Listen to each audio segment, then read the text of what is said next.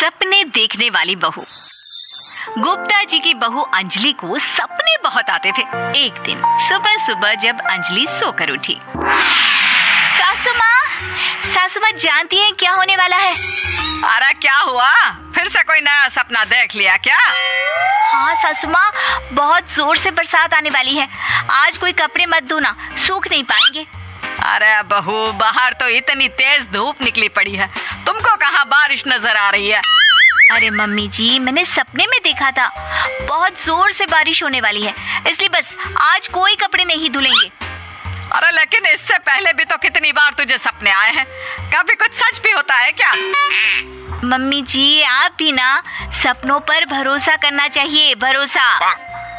अंजलि की सास उसकी कोई बात नहीं मानती, लेकिन उस दिन वाकई में शाम होते होते घने बादल आ जाते हैं और जोर से मूसलाधार बारिश होने लगती है।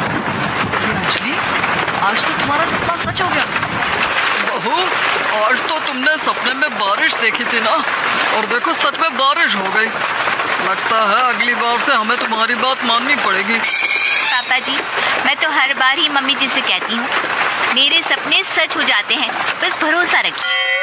कुछ दिनों के बाद, अजी सुनते हैं, मुझे ना सपना आया था और सपने में मैंने देखा कि आपकी पूरी 1 करोड़ की लॉटरी लगी है।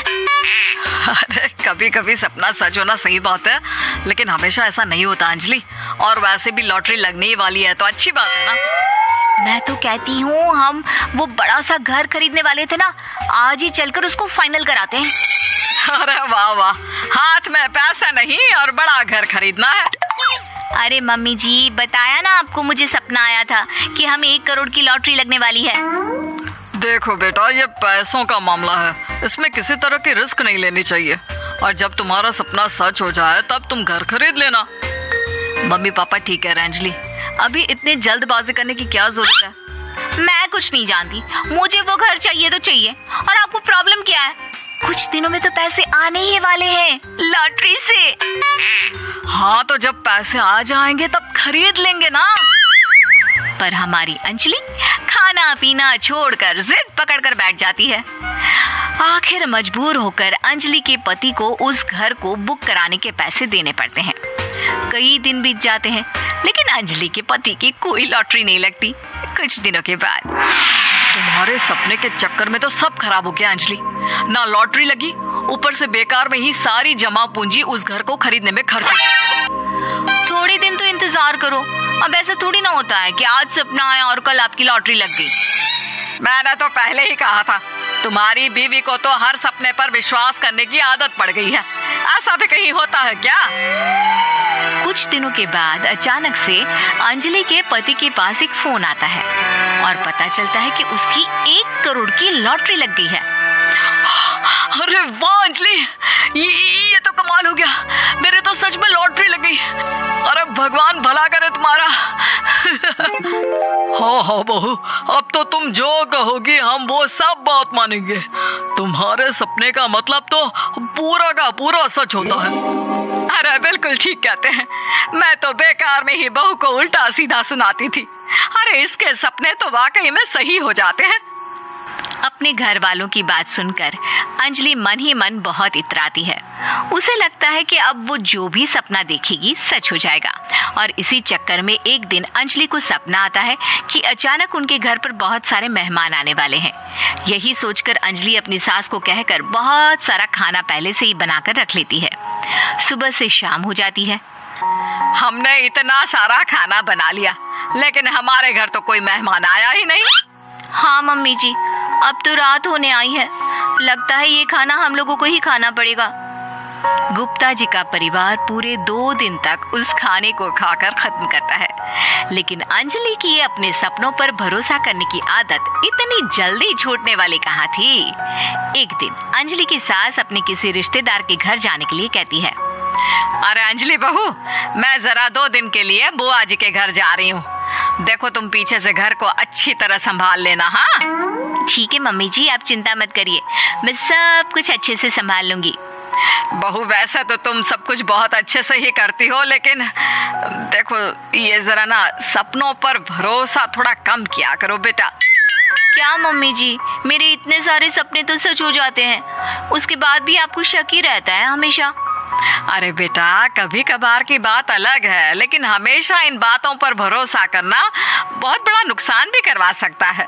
तुम्हें इस बात को समझना चाहिए। ठीक है मम्मी जी, समझ गई।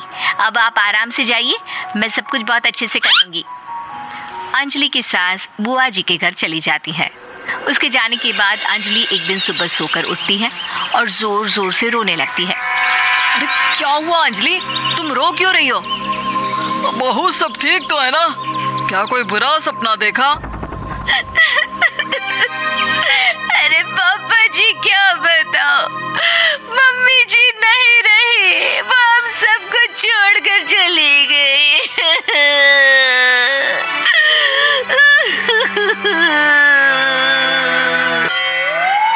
छोड़कर चली गई? अरे क्या मतलब है? वो तो अपनी बुआ जी के घर गई है ना? पापा जी, सासू माँ बुआ जी के घर नहीं, भगवान जी के घर गई है। अरे अंजलि, सुबह सुबह कैसी बात कर रही हो? बुआ के घर गई है, कुछ नहीं हुआ है उनको। मैंने सपने में देखा था, मम्मी जी भगवान को प्यारी हो गई है। अंजलि का पति उसे समझाने की कोशिश करता है, लेकिन अंजलि के बार बार कहने पर वो भी इस बात पर भरोसा कर लेता है कि अब उसकी माँ दुनिया में नहीं रही। सारे गांव में ये खबर फैल जाती है कि अंजलि की सास की मौत हो गई। भगवान, अब हम क्या करेंगे? तुम्हारे सर से माँ का साया उठ गया। मैं तो कहती हूँ पापा जी, इनको बुआ जी के घर जाकर मम्मी जी की डेड बॉडी को ले आना चाहिए, तब तक हम उनकी अंतिम यात्रा की तैयारी करते हैं। अंजलि का पति अंजलि की बात सुनकर बुआ जी के घर के लिए रवाना हो जाता है। उधर अंजलि अपनी सास के अंतिम संस्कार की सारी तैयारियां कर लेती है। मोहल्ले के सारे लोग वहां पर आकर इकट्ठा हो जाते हैं। बहुत बुरा हुआ, मेरी सास मुझे बहुत प्यार करती थी, बुआ जी के घर गई थी। अरे हमको क्या पता था कि भगवान जी के घर जा रही है। अंजलि ने अपनी सास की तस्वीर पर हार पहनाकर घर के बीचों बीच रख दिया। सब लोग आकर गुप्ता परिवार को सांत्वना दे रहे थे।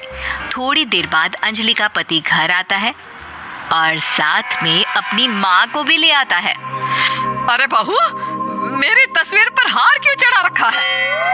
सब लोग अंजलि की सास को देखकर डर जाते हैं। अरे आप लोगों को डरने की कोई जरूरत नहीं है, मेरी माँ जिंदा है।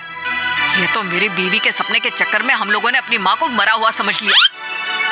बहू, सपने देखना ठीक है, पर अपनी जिंदा सास का अंतिम संस्कार करना बहुत बड़ी गलती। इसके बाद अंजलि की अपने सपनों पर आंख मूंद कर भरोसा करने की आदत हमेशा के लिए सुधर जाती है।